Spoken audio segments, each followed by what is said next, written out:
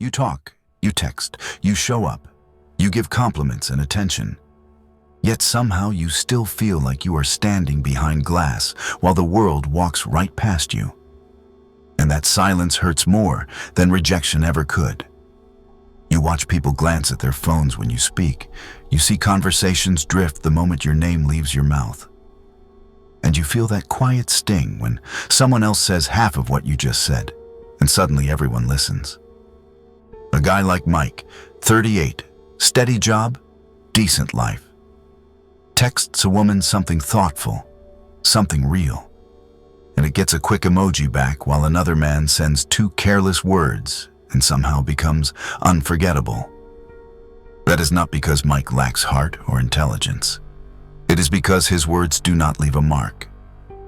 You don't lack words, you lack impact. Being invisible is not about being ignored. It is about being emotionally replaceable. And that is a deeper wound because it tells you that nothing about you changes how people feel. You can be kind, consistent, even generous, and still be treated like background noise if your presence does not shift the room. People do not remember what is said. They remember what moves them. You can praise, support, and show interest all day. But if it does not stir something inside the other person, it fades like static. Think about how many times you have said something meaningful and watched it disappear into the air. Then think about how one single line from someone else stayed with you for years. That difference is power. Being overlooked makes you doubt yourself. It makes you question whether you are enough. And it quietly teaches you to settle for crumbs of attention instead of respect. The truth most people never tell you is that connection is not built on effort. It is built on emotional gravity. And when you have none, you orbit around everyone else instead of being the center. That is the pain you are carrying. The feeling of being present but never felt. And if you have ever known that ache, type "seen" in the comments, because this is where your story begins. What you felt in that invisible moment has a deeper explanation. And this is where Machiavellian thinking enters, not as something dark or manipulative, but as a brutally honest lens about how humans actually react. Machiavelli understood something most people never learn, that people do not move because of logic, they move because of emotion. And words only matter when they change how someone feels inside. You can explain, compliment, and reassure all day, but if it does not shift the emotional temperature, it has no weight. That is why normal compliments die so quickly. You look great. You are smart. You are amazing. Those phrases bounce off because they touch nothing deep. They are heard and forgotten in seconds. Strategic compliments work differently because they are not designed to decorate someone's ego. They are designed to enter their inner world. A woman like Sarah hears 10 men tell her she is beautiful every week, but she never forgets the one who calmly said that her presence makes a room feel lighter, because that sentence makes her feel something about herself she did not fully realize. That is emotional influence. Machiavellian thinking is not about controlling people. It is about understanding what actually creates impact.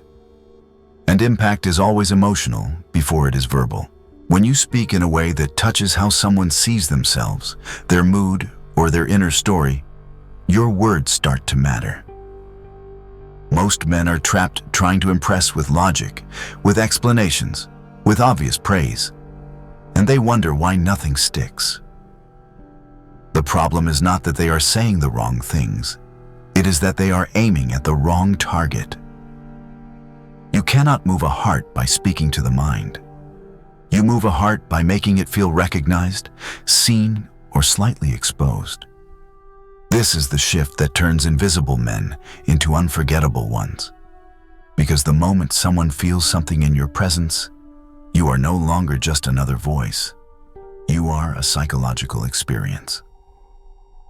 That emotional influence Machiavelli pointed to is exactly why so many compliments quietly fail. because most of what people say sounds nice but feels empty, and the brain treats it like background noise. You tell someone you are beautiful, you are smart, you are amazing, and you think you did something meaningful. Yet all you did was repeat a sentence they have already heard 100 times. The human mind adapts fast, and once it recognizes a pattern, it stops paying attention. A woman like Jenna hears you are beautiful from strangers, co-workers, and people on social media every day. So when you say it, her nervous system barely reacts. Not because it is untrue, but because it is emotionally numb to it. That is what makes these compliments dead. They describe something obvious without touching anything alive inside her. A dead compliment sits on the surface. It flatters the mirror, but never reaches the person behind it. You are smart works the same way. It feels polite, safe, and empty. Because intelligence is something she already knows about herself or has been told before. So it does not change how she feels in that moment. You are amazing is even worse, because it is so vague that her mind cannot attach it to anything real. So it dissolves the second it is spoken. People do not connect to generalities. They connect to specific emotional recognition. A compliment only becomes powerful when it makes someone pause and think, "How did he notice that?" That is where emotional activation happens. Compare "you are beautiful" to something like the way you look at people makes them feel like they matter. One is a label, the other is a mirror. One praises a surface, the other reveals an effect. Or think about the difference between "you are smart" and "there is something about how you connect ideas that makes conversations with you feel sharper." One is a grade, the other is an experience. A man named Alex once told a woman at work that she was talented, and she smiled politely and forgot it. But months later, she still remembered when another man said that the way she handled pressure made everyone around her feel safer. That second sentence did not just compliment her. It described a hidden part of her identity, and that is why it stayed. Dead compliments try to add value from the outside, but emotional compliments uncover value that was already there. When someone hears a sentence that fits how they secretly see themselves, it feels intimate, almost dangerous, because it exposes something real. That is why the brain wakes up. It is not hearing praise, it is recognizing itself. Most men never get this because they believe more words means more effect. But in reality, the deeper the compliment, the fewer words it needs. Saying the right thing once is more powerful than repeating empty praise forever. The goal is not to impress, it is to imprint. When a compliment leaves a trace inside someone, you stop being forgettable and start being felt. And that is where real connection begins. If you have ever thrown out a nice-sounding compliment that went nowhere, write one compliment you have used that never worked in the comments, because seeing it will help you understand exactly why it died. You don't remember every nice thing someone ever told you, and neither does anyone else, because a compliment is not meant to be heard. It is meant to stay, and that difference is everything. Most men speak just to fill the silence. But the words that actually matter are the ones that echo after the conversation ends.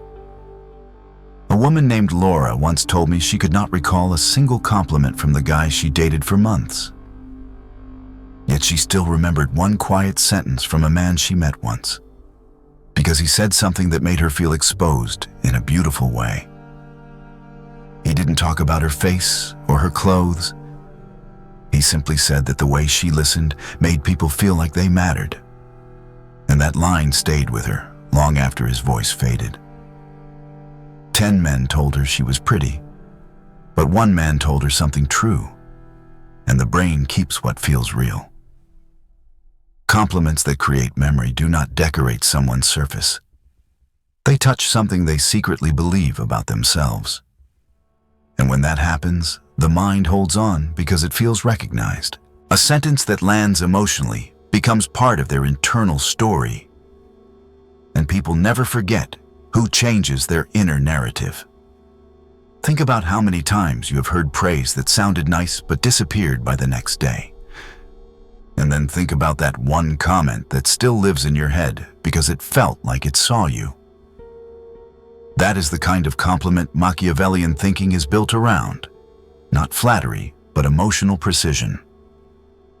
When you tell someone something that aligns with how they experience themselves, it feels intimate, almost risky, because you are touching something real. A man named Eric once told a coworker that she had a calm way of making chaos feel manageable. And years later, she still remembered him because no one else had ever named that quality in her. You do not become unforgettable by being louder or sweeter. You become unforgettable by being accurate. Words that stay are not loud, they are exact. They make a person think about who they are, not just how they look. That is why 10 compliments fade and 1 sentence lasts, because the brain is not collecting praise, it is collecting identity. When you speak to someone's identity, you leave a trace that cannot be erased easily. Most people are starving to be seen beyond the surface. And when someone finally does that, it feels like relief. The moment a compliment makes someone feel understood, it stops being a sentence and starts being a memory.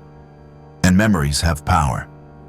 This is how you go from being another voice to being someone who lingers in their thoughts. If you want your words to stop disappearing and start staying, this is the shift you need to make. Because being remembered is not about saying more. It is about touching what matters. And as you move forward from the dead compliments we just talked about, remember that the next step is learning how to aim your words so they do not just land, they remain. What makes a compliment truly powerful is not how good it sounds, but how deeply it connects. Because there is a huge difference between praising what someone shows and recognizing who they are. Complimenting looks is temporary. It fades the moment the mirror changes or the mood shifts. But complimenting identity creates attachment because it touches something that feels permanent inside a person. A woman like Rachel hears about her beauty everywhere, in selfies, in messages, in passing comments. So when you tell her she has pretty eyes, it slides right past her. Not because it is false, but because it says nothing new about who she is. Now compare that to telling her that her eyes have a way of making people feel understood. That when she looks at someone, it feels like she is really there with them. And suddenly, the compliment becomes something else entirely. You are no longer talking about her face. You are talking about her presence. That is the difference between a surface remark and an identity-level connection. A man named Tom once told a woman he was dating that she had a calm way of entering a room that made everyone slow down. And she admitted later that no one had ever described her that way before. Yet it was exactly how she felt about herself. That sentence did not flatter her. It revealed her. And because of that, it bonded her to him emotionally. Complimenting how someone exists in the world creates a kind of intimacy that physical praise never can. The same goes for how she thinks. Saying you are smart feels like a grade, but saying the way you see things makes conversations feel sharper, makes her feel like you noticed her mind, not just her achievements. Identity compliments do not inflate, they resonate. They echo inside a person because they align with their inner experience. People do not fall for praise, they fall for being recognized. When you speak to someone's essence, their way of feeling, observing, or moving through life, you are telling them you see more than what they show. And that creates a sense of being known that is deeply magnetic. That is why these compliments last, because they become part of how someone sees themselves. A woman will forget who called her beautiful, but she will never forget who made her feel understood. That is the quiet power Machiavellian thinking points to. Not manipulation, but precision. When you learn to aim your words at identity instead of appearance, your compliments stop being noise and start becoming connection. And connection is what makes people stay. This is the shift that turns attention into attachment. Because once someone feels seen for who they are, not just what they look like, they do not just hear you, they feel you. And that feeling is what makes you impossible to replace. Once you understand that identity-level compliments create connection, the next level is even more powerful. Because now the compliment is no longer about who she is. It is about what she does to you emotionally. This is where words stop being descriptive and start becoming magnetic. Because you are no longer telling her something about herself. You are letting her feel the impact she has on another human being. When you say something like, "with you," things feel calmer. You are not praising her traits. You are revealing her influence. And influence is what makes someone feel important. A woman named Emily once said she never cared when men told her she was attractive. But she could never forget the man who told her that when she was around, his mind felt quieter. Because that made her feel like she had a real effect on him. Not just visually, but emotionally. People crave to matter, not just to be admired.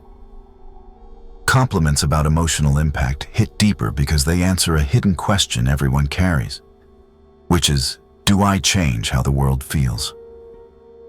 When you acknowledge that someone shifts your mood, your energy, or your state of mind, you are giving them proof that their presence has weight. That kind of recognition creates intimacy because it feels like a private truth, not a public label. You are not saying something anyone could say. You are describing something only you experience. That makes it feel real. A man named Daniel once told a woman that every time she laughed, the tension in a room softened. And she admitted it made her feel seen in a way no compliment about her looks ever did. Because it showed she had an invisible power she never talked about. Emotional impact compliments do not inflate ego. They awaken awareness. They make someone notice the ripple effect they have on others, and that creates a quiet confidence that is deeply attractive. This is why these compliments stay, because they are tied to how someone affects the world around them. The brain holds on to anything that confirms personal significance. When you speak to the effect someone has on you, you are telling them they are not just another face, they are a force. That is Machiavellian power in its cleanest form, not control but influence through emotional truth. Words that reveal impact make people lean in, because everyone wants to know that their presence changes something. As you move from complimenting identity to complimenting emotional effect, you stop sounding like everyone else and start sounding like someone who actually feels. And that is the moment when your words stop floating away and start pulling people toward you.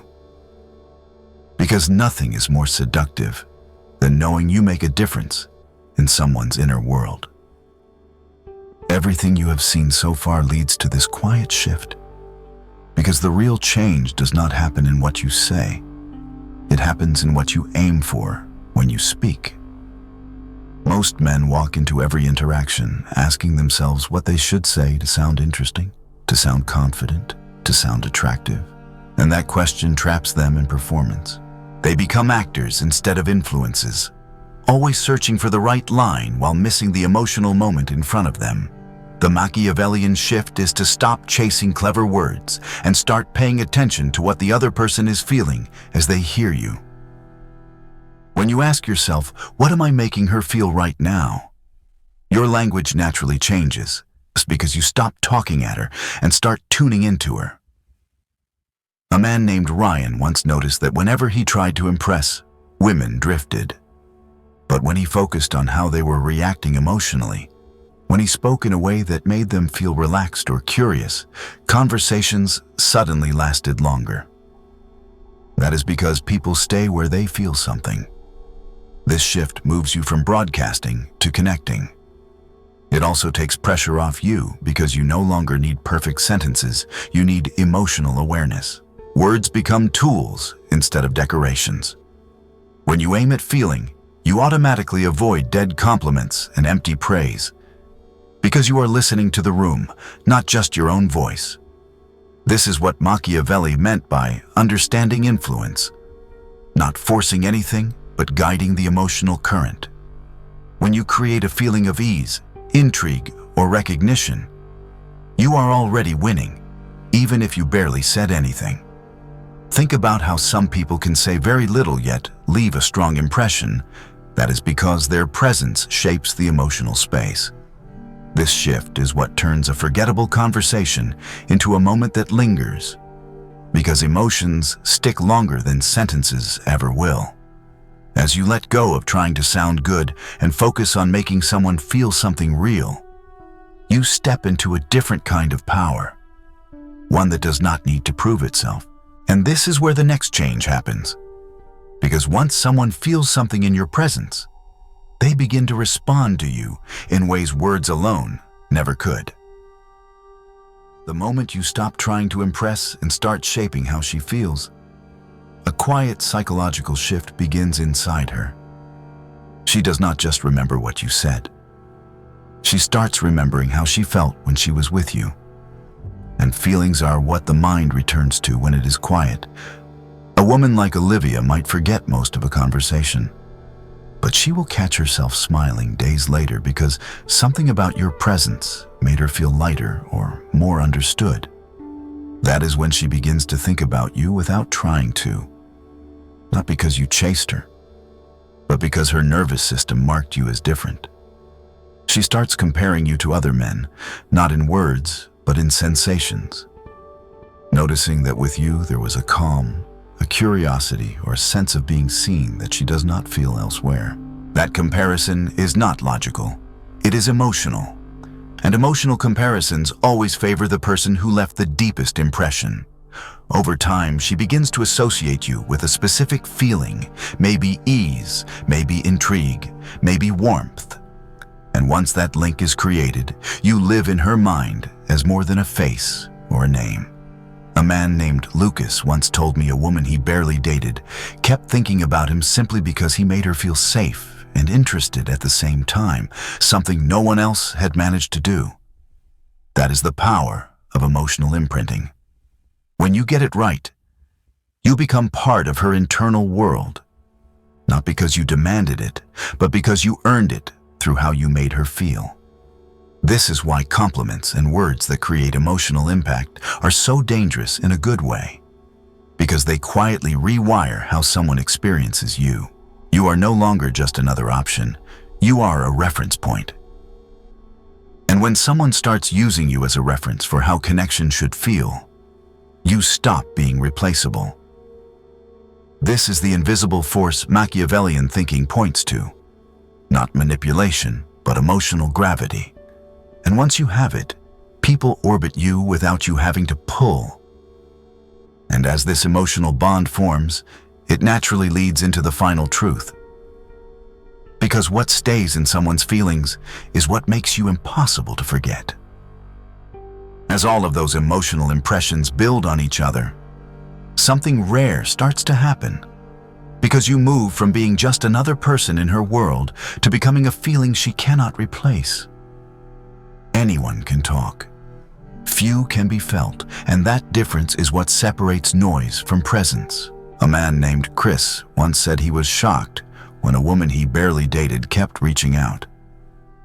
Not because he was the funniest or the most impressive, but because he made her feel a certain calm and curiosity she could not find with anyone else. When someone becomes linked to a specific emotional state, they stop being interchangeable, because you cannot swap a feeling the way you swap a face. That is what makes you irreplaceable. It is not that you are perfect. It is that you are associated with something inside her that feels rare. People do not chase people. They chase how they feel around them. When you create that emotional signature, you stop competing and start standing alone. This is why trying harder never works. Because effort does not create attachment. Emotional impact does. Once she connects you with ease, warmth, or intrigue, you become a reference point. And every new interaction is measured against what she felt with you. That quiet comparison always works in your favor when you have left a deep mark. This is the Machiavellian truth about influence. You do not dominate by force. You influence by becoming emotionally significant. When your presence changes how someone experiences themselves, you hold a place in their mind that no one else can easily take.